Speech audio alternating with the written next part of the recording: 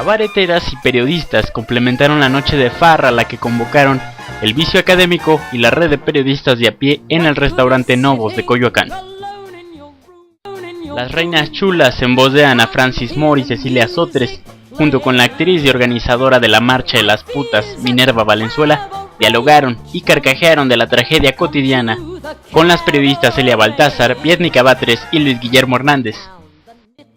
Lo primero que me viene a la cabeza cuando escucho cabaret y periodismo, a mí me recuerda mucho la carpa mexicana, ¿no?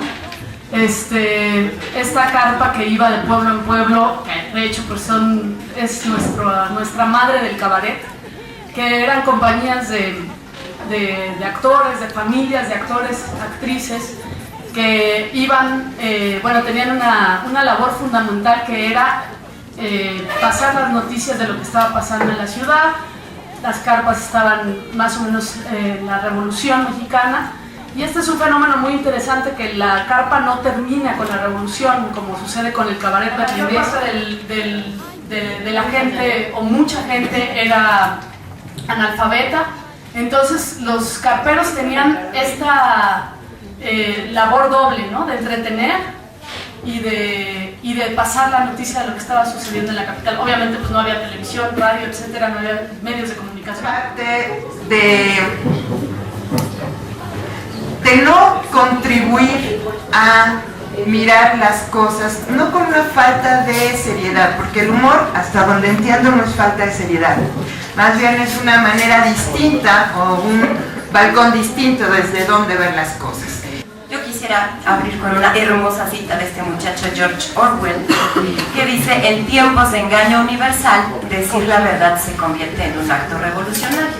Yo creo que esto nos viene perfectamente tanto a gente que hace periodismo, como a gente que hacemos cabaret, como a gente que por una u otra razón está viva en este mundo. Comunicamos todo el tiempo, solo que a veces comunicamos lo que no queremos o no nos detenemos a pensar que estamos comunicando. De todos modos, la responsabilidad del periodismo y del cabaret me parecen muy parecidas. Tuviese un compromiso en tanto ciudadana o ciudadana e hiciera cabaret o periodismo, que la nación se lo demanda. Hablar de cabaret desde el periodismo es como en estos tiempos en los que México es gobernado por una caterva de cínicos, pues es como pleonasmo, ¿no? Es decir, yo me puse a pensar ayer qué podía decir, y pensar en las figuras políticas sobre las que regularmente tengo que trabajar, reportear, y pensaba, ¿el Bester Gordillo está más cerca de Hillary Clinton o de la tigresa? ¿De quién estará más cerca? ¿El señor presidente Felipe Calderón estará más cerca de Winston Churchill o de Mr. Bean? Es decir, de verdad es una pregunta seria que me hice realmente, porque una de las grandes funciones que cumplía el cabaret, al menos el cabaret que se reflejaba en los años 40 y 50 en este país, era el ejercicio de la crítica hacia la autoridad, el ejercicio de la crítica como una forma de catarsis popular ante el abuso, ante la opresión, ante la censura. Lo que ha acontecido en estos últimos años, y que como periodistas tenemos que decirlo, es que ahora nos gobierna el cinismo. Las cosas no existen, aunque existan. Las cosas no pasan, aunque pasen. Escuchaba este asunto de que el periodismo y cabaret, lo he estado pensando desde que ella me invitó a la mesa, pues, ¿en qué se parecen? ¿Por qué están relacionados? ¿Qué tienen que ver? Efectivamente son como hermanos, o pues sí, como hermanos, hermanas, mal paridos y además de distinto padre, porque se parecen y no, porque se nutren de lo mismo, ¿no? La misma madre, que es la realidad. Pero digamos que el cabaret se puede reír de eso, y nosotros somos como los sufridos, los resignados, los que tenemos que tener seriedad y objetividad para tratar los temas. Entonces, de pronto, qué bueno que el periodismo tiene muchos géneros y podemos escaparnos un poco, y aparte de la nota informativa y el reportaje están las columnas, los artículos de opinión, y podemos reírnos ahí un poco. Y bueno, alimentar, afortunadamente ahí aprovechamos y alimentamos también esta parte del cabaret para reírnos, porque hace falta reírse. Si no nos reímos, vamos a llorar, ¿no? Con todo lo que pasa, hay que reírse. Nosotras llevamos ya 12, 13 años haciendo cabaret, salimos del teatro universitario, es decir, estudiamos en escuelas como Dios manda. Yo luego me imagino, así cuando leo textos de periodistas que sigo sus columnas, que sigo lo que escriben, y cuando leo textos que son francamente humorísticos, pues, ¿no? Incluso nosotras hemos hecho muchas veces que así de, ¿cómo ves que nos terminamos el show? Con este texto.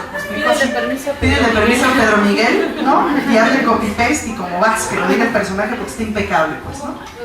Y entonces, yo luego me imagino cómo están, quien está escribiendo eso, o sea, eso, de pronto te llega la noticia de que el Bester Gordillo dijo tal cosa, o Fecal dijo tal cosa, ¿no? Y entonces yo me imagino que el periodista o la periodista se jala los pelos así, ¿no? Sale a Churubusco a gritar, con ganas de desollarse con gis, ¿me explico? Y entonces, ¿qué hago? ¿Ametralladora o humor? Pues, ¿no? Y por eso hemos escogido hasta dónde vamos el humor, ¿no?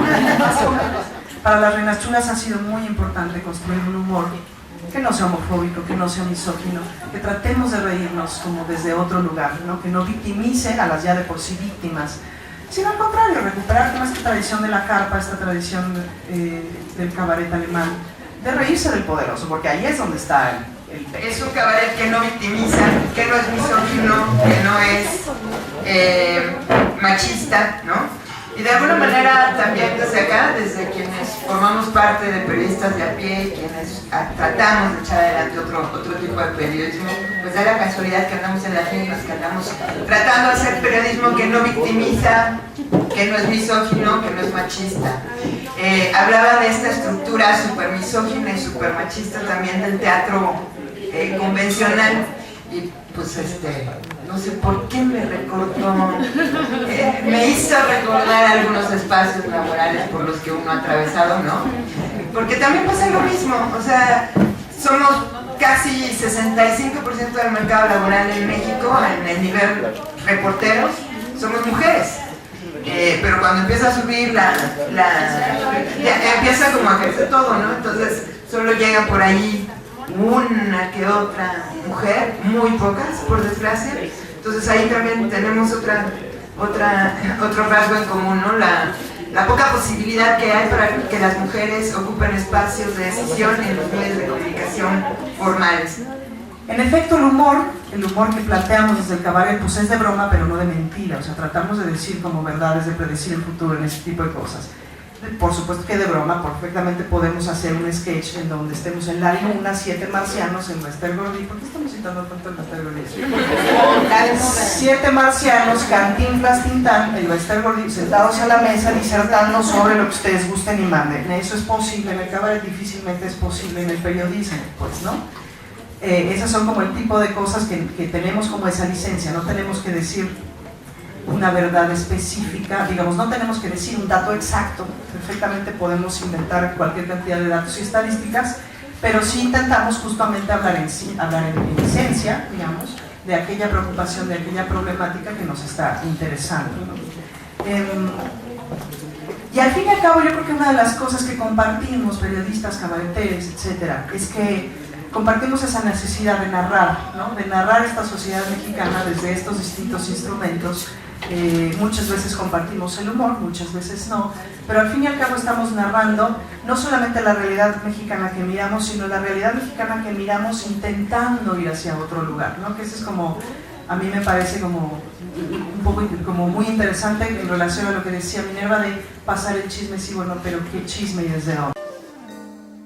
But when I saw her laid out like a queen, she was the happiest corpse I'd ever seen.